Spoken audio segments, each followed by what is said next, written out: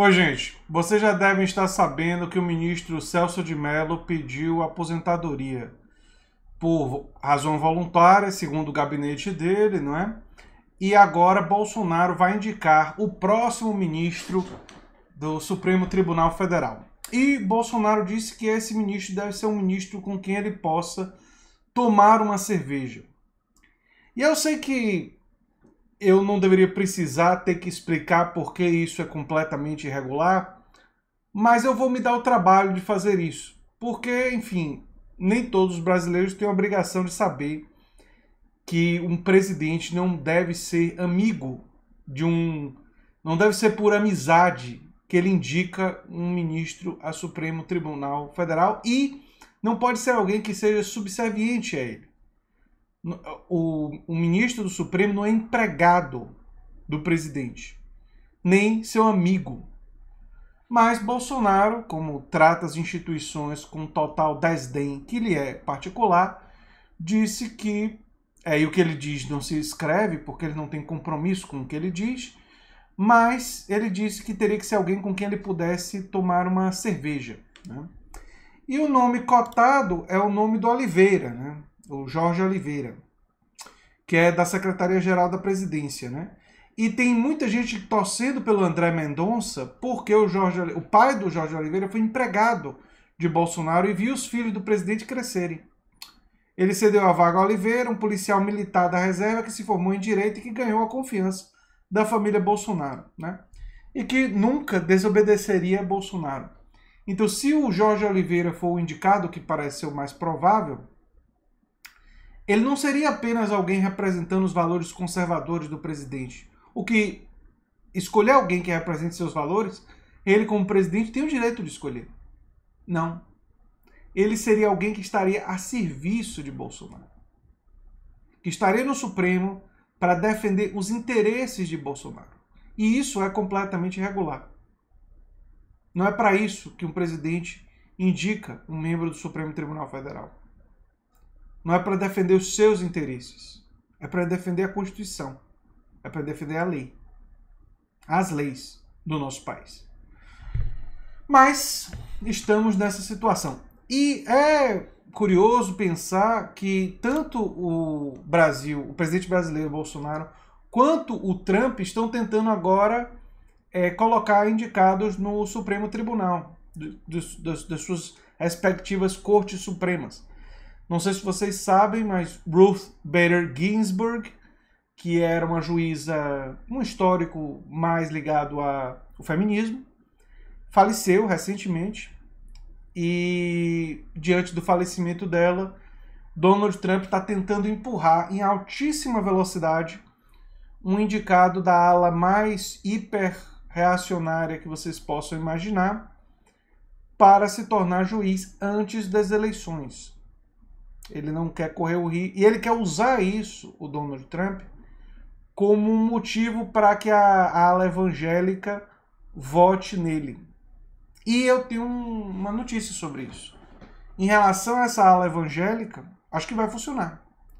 Porque para essa ala evangélica, reverter Roe versus Wade, ou seja, reverter as leis relacionadas a direitos reprodutivos, né, é uma prioridade maior do que programa de saúde, do que política externa americana, do que praticamente qualquer coisa. Então, essas pessoas da ala evangélica, da ala neopentecostal nos Estados Unidos, provavelmente vão votar em Trump por causa disso.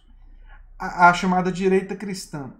Só que talvez eles não sejam suficientes para fazer Donald Trump vencer. Nós ainda vamos ter que ver isso na eleição americana. Aqui no Brasil, Bolsonaro, de forma semelhante, ou vai tentar agradar essa ala terrivelmente evangélica, como ele chamou o indicado dele, ou vai tentar, agradando essa ala, e também agradar a sua própria família, que vocês sabem está metida em algumas enrascadas, em investigações, não é? Está enrolada aí com a justiça, e ter um membro do Supremo Tribunal Federal comprometido em proteger a família dele e não ter compromisso com questões da democracia seria verdadeiramente importante para Bolsonaro. Isso faz a gente lembrar, ou talvez reativa em nós, a clareza da importância da escolha do presidente da República. Ou seja, nós teremos eleições, se tudo der certo, né, daqui a 2 anos, e quando tivermos as eleições, vamos ser colocados diante dessa situação de novo. E eu sei que qualquer que seja o candidato progressista que chegue ao segundo turno, e eu torço para que um candidato progressista chegue ao segundo turno, terão pessoas que vão dizer coisas do tipo: ah, mas esse candidato não é do meu partido. Ah, esse candidato fez tal coisa. Ah, o partido dele fez tal coisa. E eu entendo esse ressentimento. De verdade, eu fiz um vídeo falando sobre o ressentimento que lulistas têm em relação a Ciro e ciristas têm em relação a Lula e ressentimento que tem em relação a outras figuras. Né? Se for um candidato como Flávio Dino, ou se for um candidato do PSB ou do PSB. Também teriam outros ressentimentos possíveis de aparecer. E eu acho que a gente deve lembrar a essas pessoas que mesmo que o seu candidato preferido não chegue ao segundo turno, nós não podemos permitir que essa onda autoritária, essa onda continue. E nós temos que pressionar o nosso campo progressista para ser melhor. Isso para mim está claro, pelo menos aqui no Brasil está absolutamente claro isso. A situação nos Estados Unidos é semelhante, mas lá é pior. Porque lá o candidato não é um candidato da ala progressista.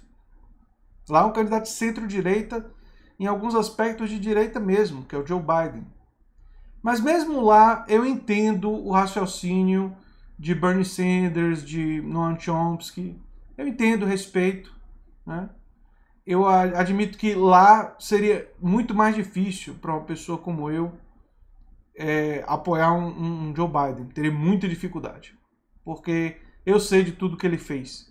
Apoiando a lei do crime que encarcerou milhões de pessoas nos anos 90, apoiando empresas de cartão de crédito, ajudando a cortes na área social, defendendo o endurecimento da política externa e o aumento de gastos no setor militar e hostilidades com a Rússia e com a China e com a Coreia do Norte, arriscando até uma guerra com esses países. Eu sei quem é Joe Biden e por que ele não é fluxicheire. Mas eu até entendo o raciocínio que está por trás do Noam Chomsky e do Bernie Sanders em apoiar ele, mesmo que eu acredito que Noam Chomsky e Bernie Sanders, que não são exatamente pessoas tolas, sabem que depois da eleição uma luta começa contra Joe Biden, caso ele vença. Aqui no Brasil, por incrível que pareça, nossa situação pode ser que não seja tão ruim, porque pode ser que a gente coloque alguém do nosso campo no segundo turno. Nosso campo é perfeito? Não. Tem críticas legítimas a serem feitas ao PT, ao PDT, ao PSOL, ao PCdoB, ao PSB? Absolutamente que sim. Absolutamente que sim. Mas existe alguma dúvida que o indicado de qualquer um desses partidos ao Supremo seria melhor que o indicado de Bolsonaro? Não. Existe alguma dúvida que um Haddad, um Ciro Gomes, um Boulos, Manuela Dávila, Flávio Dino, ou qualquer um deles, ou até um outro nome que eu não estou pensando aqui agora, escutariam a ciência quando se trata de queimadas, quando se trata de coronavírus, quando se trata dos dramas que nós estamos vivendo? Também não. Eles escutariam a ciência. Bolsonaro não escuta. Então, diante disso, gente, por mais que nossa situação possa parecer terrível, nos momentos difíceis a gente tem algo a aprender. E eu acho que nós temos que reunir forças, dialogar e pressionar para que todo mundo que tem alguma coisa a ver com o nosso campo, que tem proximidade, que pode defender as nossas pautas, a gente pressionar eles para serem melhores. E para evitar que a partir de 2022 um candidato da extrema-direita continue a indicar membros da Suprema Corte do nosso país. Porque se eles forem indicando juízes comprometidos com os valores deles, pode ser que depois de um tempo, o pouco de democracia que nós temos, nós nem chegamos a manter. Nós vamos talvez perder o pouco de democracia que a gente tem. Enfim, era isso que eu tinha para dizer. Às vezes a gente traz notícias complicadas, mas a gente traz também o caminho da luta. Porque o crítico não é aquele que diz que tudo vai dar errado, apenas. É aquele que critica porque ele acredita que através da crítica ele pode colocar a semente da luta para um dia melhor. E eu sempre serei o crítico. Aquele que vai apontar os problemas porque acredito na contínua possibilidade da gente construir um futuro melhor. E era essa mensagem que eu queria dar para vocês nesse momento em que Celso de Mello, que com todas as críticas que a gente pode ter a ele, era uma pessoa pelo menos um pouco mais comprometida, sem sombra de dúvidas, do que qualquer indicado que o Bolsonaro possa ter. Né?